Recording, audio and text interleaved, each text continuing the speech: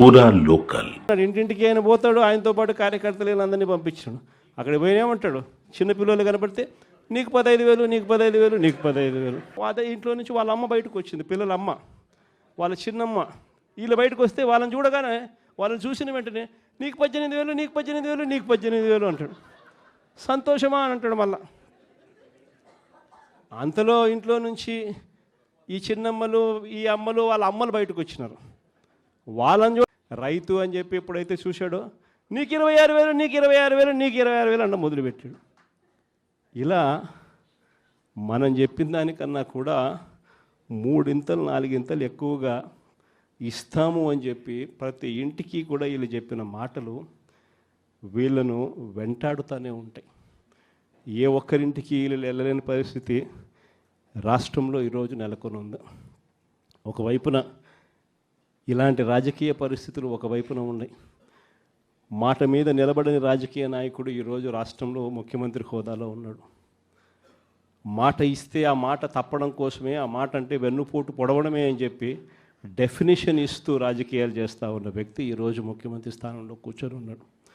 మరోవైపు రాష్ట్రంలో ఏది కూడా పట్టించుకునే పరిస్థితి లేదు. ఈరోజు స్కూళ్ళన్నీ కూడా నిర్వీర్యమైపోయిన పరిస్థితి కనిపిస్తుంది.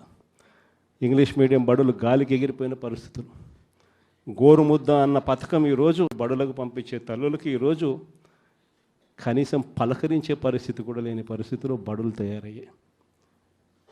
మరోవైపున పేదవాడి వైద్యం గురించి కనీసం ఆలోచన చేసే పరిస్థితిలో కూడా ఈ ప్రభుత్వం లేదు. ఏ పేదవాడికైనా కూడా వైద్యం అవసరమైనప్పుడు ఆ పేదవాడికి ప్రభుత్వం తోడుగా ఉంది అన్న భరోసా ఇవ్వగలగడం ప్రభుత్వ కనీస బాధ్యత.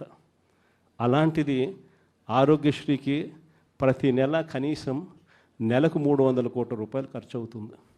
ఈ ప్రభుత్వం వచ్చి 12 నెలలు ఆరోగ్యశ్రీ బిల్లులు ఇప్పటికే 3,600 కోట్లు దాటాయి.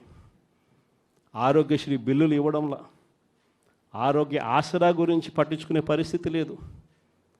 ఆరోగ్యశ్రీ బిల్లులు ఇవ్వక, ఆరోగ్య ఆసరా గురించి పట్టించుకోక ఈరోజు ఏ పేదవాడైనా కూడా వైద్యం కోసం ఏదైనా హాస్పిటల్కి పోతే ఆ హాస్పిటల్లో ఈరోజు డాక్టర్లు పేదవాడికి వైద్యం అందించే పరిస్థితిలో లేరు. డబ్బులు కడితేనే వైద్యం అందిస్తాము అని చెప్పి ఈరోజు పేదవాడిని డబ్బులు కడితే తప్ప వైద్యం అందని పరిస్థితిలోకి అప్పుల పాలు చేస్తా ఉన్న పరిస్థితి ఈరోజు రాష్ట్రంలో. ఏ రైతుకు కూడా ఈరోజు గిట్టుబాటు ధర రావడంలా, ఏ పంటకు ఈరోజు గిట్టుబాటు ధర రావడంలా. మళ్ళీ దళారీల వ్యవస్థ వచ్చేసింది. ఆర్బీకే వ్యవస్థ కుప్పకూలిపోయింది. ఈ క్రాపింగ్ గాలికి ఎగిరిపోయింది. ఉచిత పంటల బీమా కంటికి కనపడకుండా తెరమరుగైపోయింది.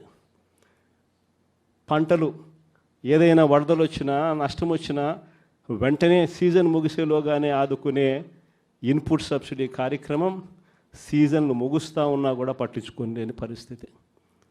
రైతు పరిస్థితి ఈరోజు అగమ్య గోచరంగా కనిపిస్తూ ఉంది.